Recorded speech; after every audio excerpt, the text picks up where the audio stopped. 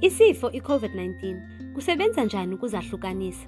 Ukuzahlukanisa linyathelo lezempilo lokunqanda ukusasazeka kwentsholongwane ye-corona entsha. Kufuneka uzahlukanise ukuba uxilongwe wafunyaniswa ukuba unesifo i-COVID-19. Kukho izinto ezintlanu ekufuneka zenzekile xa wena okanye omnye umntu esekuzahlukaniseni. Ukunika inkathalelo kufuneka kucwangciswe ngokufanelekileyo. Oku kuthetha ukuba makabe mnye kuphela umntu ekufuneka enike inkathalelo. Ukunika inkathalelo nokudibana kufuneka kunyinywe. Umniki nkathalelo kufuneka anxibe izixhobo zokhuseleko ezikhoyo ezingcono.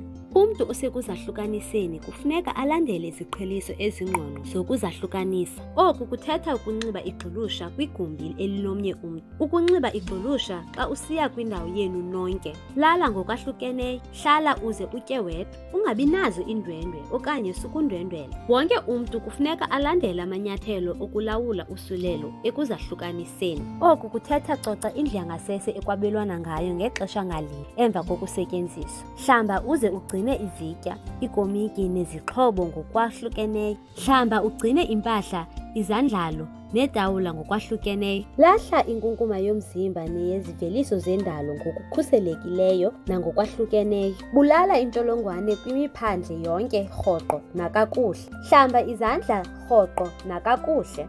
Thathela ingqalelo kwimpilo yengqondo, kuba umntu ngumntu ngenxa yabanye abantu. Yiba nobubele kwaye ucingele. Yiba ngumhlobo. Cela okanye unike uncedo xa kuyimfuneko.